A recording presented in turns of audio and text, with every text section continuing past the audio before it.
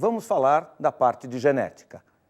Esta ciência biológica, que é uma grande maravilha do século XXI especialmente, ela vai ser vista aí para vocês de uma forma bastante objetiva e clara em apenas 5 questões para que você possa relembrar tudo isso.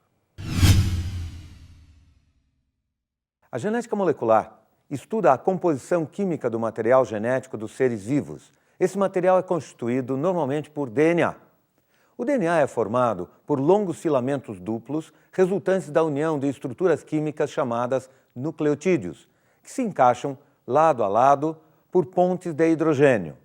Vamos observar então, nesta figura aparece exatamente a estrutura dupla do DNA, as pontes de hidrogênio e uma palavra importante aí, que é a palavra gene.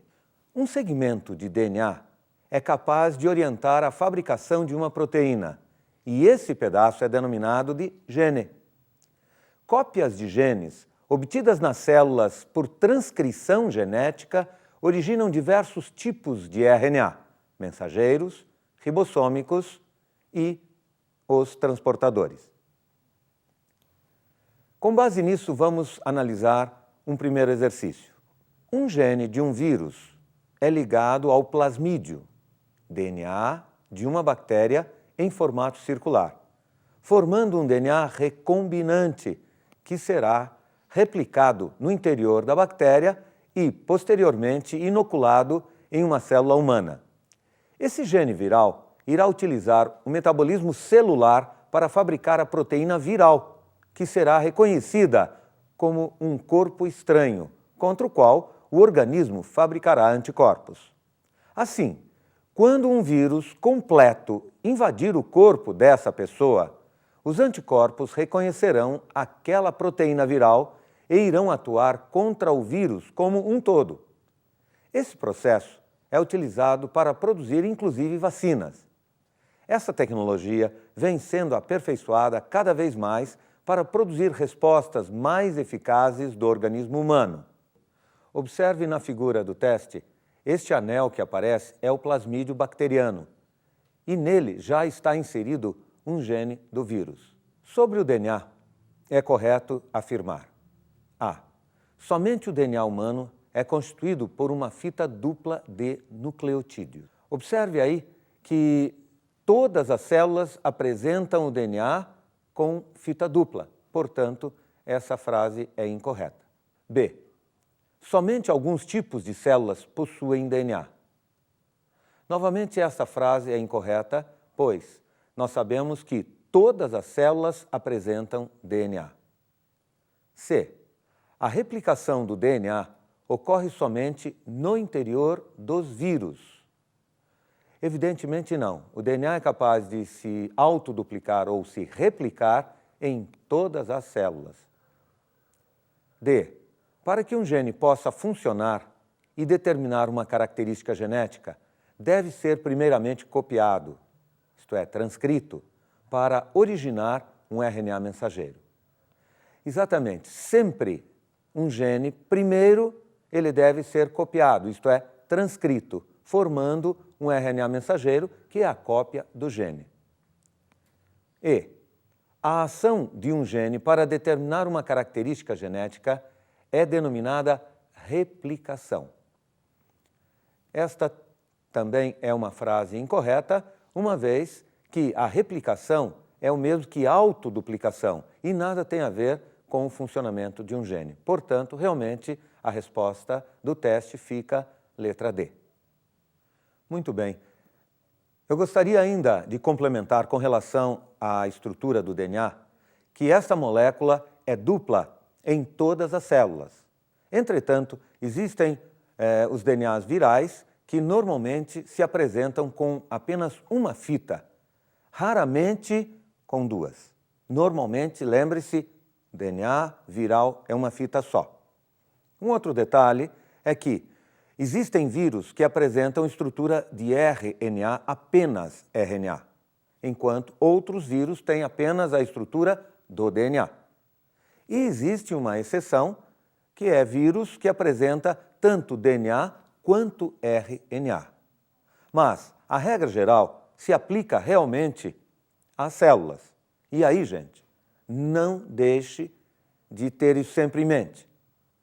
Sempre a célula vai apresentar DNA como material genético principal. É aquele material que pode sofrer mutações, alterações, enquanto que, do outro lado, o RNA é sempre uma cópia desse DNA, ou, melhor ainda, de partes desse DNA.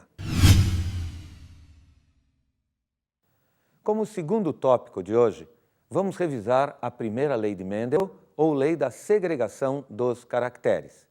Podem observar na figura um retrato de Gregor Mendel, monge que realizou seus estudos na área biológica com o cruzamento das ervilhas. A primeira lei de Mendel permite a análise de apenas uma característica genética de cada vez, chamada monohibridismo. Ela se baseia na separação dos genes para a formação dos gametas. Assim, você pode imaginar alguém que recebeu um gene A maiúsculo do seu pai e um A minúsculo de sua mãe. Na hora em que esta pessoa, ou este indivíduo, for ter os seus descendentes, ele deve mandar ou um A maiúsculo ou um A minúsculo para os seus descendentes, nunca os dois. Vejamos um exercício sobre esse assunto. Um casal de indivíduos heterozigotos, azão-azinho, teve uma criança apresentando a característica dominante. Qual a possibilidade dessa criança ser do sexo masculino e homozigoto? E aí você tem as várias possibilidades. Como é que nós vamos calcular esse exercício? Considerando o pai, azão-azinho, à esquerda, e a mãe, também azão-azinho, à direita, os gametas que aparecem a seguir, tanto do pai quanto da mãe, são separadamente azão e azinho. Montando as várias probabilidades, nós podemos ter indivíduos azão-azão, azão-azinho, novamente azão-azinho e azinho-azinho. Observe que no texto foi referido a indivíduos de F1, que são essas 4 possibilidades, indivíduos dominantes, que apresentam o azão. Assim você tem 3 possibilidades, a primeira, a segunda e a terceira. Assim, sendo 3 possibilidades, vejam que nós vamos ter das 3 com azão, do total de 4, nós vamos ter 3/4. Com azão-azão, isto é, em homozigose, apenas uma, em 3. Então, nós temos 1/3. Esta probabilidade de 1/3, entretanto, ela deve ser multiplicada pela probabilidade de ser do sexo masculino, que é meio. Então, vamos ter, finalmente, 1/3 vezes meio, que resultará na resposta final, que é 1/6. Assim, nós vamos ter a resposta correta, a alternativa C. Muito bem, agora temos aí a revisão da parte de segunda lei de Mendel, ou lei da segregação independente. Essa lei permite a análise de 2 ou mais características ao mesmo tempo, desde que situadas em pares de genes diferentes ou independentes. Pode-se efetuar a análise de várias características de forma individual e, no final, multiplicar todas as possibilidades. Chamamos de probabilidades combinadas.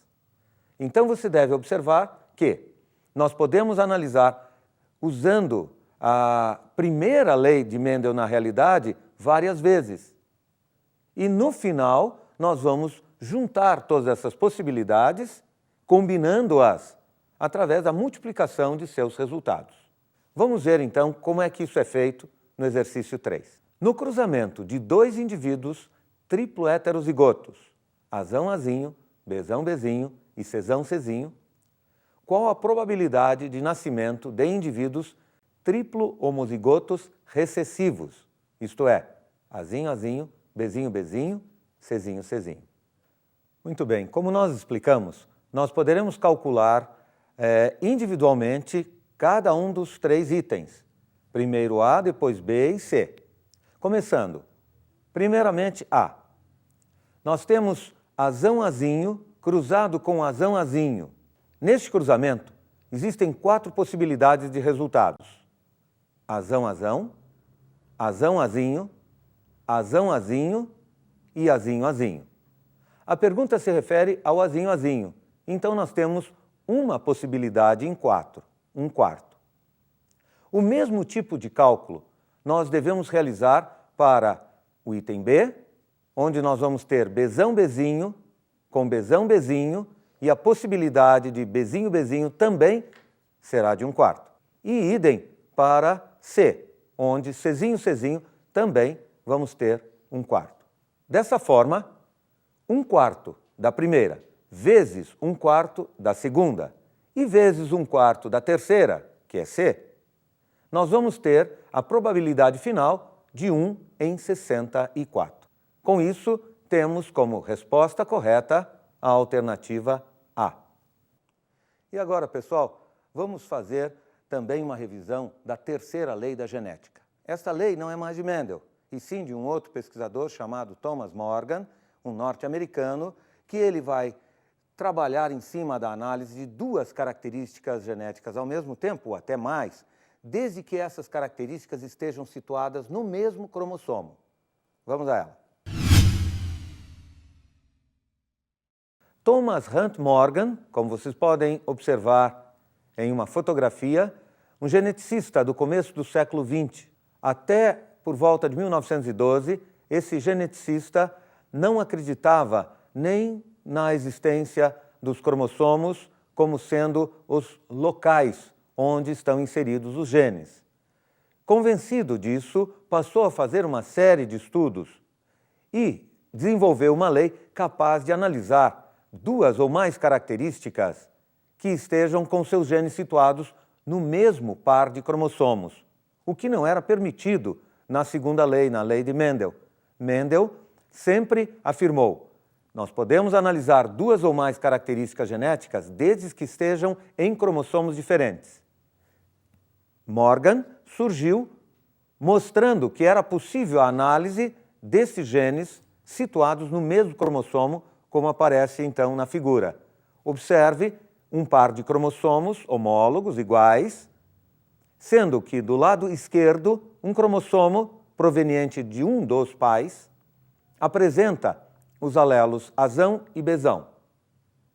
E do lado direito, o segundo cromossomo, que apresenta os alelos recessivos azinho e bezinho. Muito bem, através dos conhecimentos dessa lei, é, portanto, possível a análise de 2 ou mais características que estejam situadas no mesmo par de cromossomos, isto é, ligados. Então, daí surge a expressão também em inglês, linkage. Os genes estão ligados, estão juntos no mesmo par de cromossomos. Nessa situação, dependendo da distância entre os genes, pode ocorrer o crossing over ou recombinação entre os genes. E a taxa de recombinação entre os genes é diretamente proporcional à distância entre os mesmos. E dessa forma, nós temos TR, que é a taxa de recombinação, sendo diretamente proporcional à distância, significa ser igual. Para fixarmos bem as noções da terceira lei, vamos a um exercício, o número 4. Que gametas e em que quantidades serão formados por um indivíduo azão-bezão barra azinho-bezinho, com os genes situados a uma distância de 20 unidades Morgan? Nós vamos observar na figura que se segue que nós temos aquela situação de um indivíduo com um cromossomo à esquerda com os genes azão e bezão e à direita com os genes alelos azinho e bezinho. Nesta situação, a figura nos mostra que uma célula dessa, para se transformar em gametas, inicialmente ela deve duplicar o seu material genético. Assim, vamos ter a duplicação dos 2 cromossomos com a formação de 4 cromátides. 2 à esquerda, contendo azão e bezão. E mais duas à direita, azinho e bezinho. A seguir, você pode observar nessa mesma figura que as duas cromátides que se encontram no meio da célula, elas tendem a se aproximar e a fazer o crossing over. Com isso, haverá a troca nas duas cromátides centrais do bezão pelo bezinho. Dessa forma, a nova distribuição com a divisão da célula em 4 partes, isto é, em 4 gametas, resultará, primeiro, num gameta chamado parental, azão e bezão. Depois, um segundo gameta, já um gameta recombinante, ele não repete o azão com bezão mais como o primeiro, e sim azão com bezinho. Já houve a troca ali.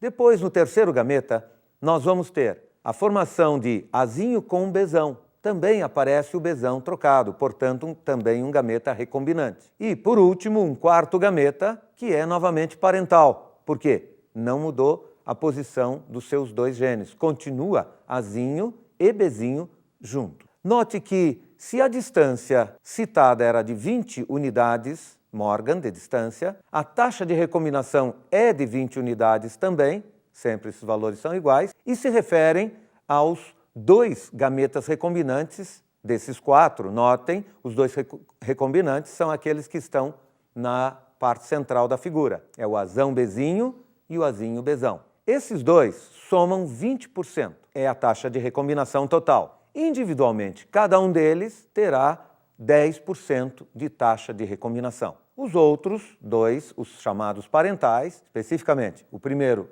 e o quarto, estes vão apresentar os outros 80%, sendo 40% para o primeiro e 40% para o último. Então, 40% e 40%, nós vamos ter aí a taxa de gametas parentais. A pergunta se referiu à taxa dos recombinantes. São aqueles 2 que estão na região central, gametas que estão ali no meio e que somam 20%, sendo 10% cada um. Muito bem, então a nossa resposta final é 20%. 10% de azão bezinho e 10% de azinho bezão. Essa lei trata do estudo estatístico da frequência de determinada característica em indivíduos de uma população. Chamamos de frequência genotípica. E também da frequência de um determinado alelo nessa população.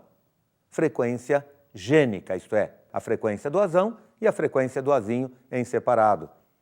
Nesse tipo de problema, deve-se considerar as frequências, este F estilizado, sendo que a frequência de azinho é igual à frequência de azinho ao quadrado. A frequência de azão também é a frequência do azão ao quadrado. E a frequência de azinho é 2 vezes o azão vezes o azinho. Por quê? Porque numa população nós temos alguns indivíduos que são azinho e outros que são azinho. Isto é, um recebeu o azão do pai, o outro recebeu o azão da mãe. Observe no exercício 5. Sendo a frequência gênica do alelo azão igual a 0,6 e a do alelo azinho igual a 0,4, numa população em equilíbrio de Hardy-Weinberg, calcular a frequência de indivíduos homozigotos recessivos, isto é, azinho, nessa população. Observe, fica bastante fácil. Se o azinho vale 0,4 e é azinho, isto é, azinho ao quadrado, então nós temos 0,4 vezes 0,4, o que dá 0,16. Esta é a resposta. Porém, se for dada a resposta em porcentagem, você deve multiplicar esse 0,16 vezes 100 para achar em porcentagem o que dá 16%. Muito bem. Com isso, nós fechamos a nossa revisão e desejamos a vocês boa sorte nos testes que virão. Um grande abraço.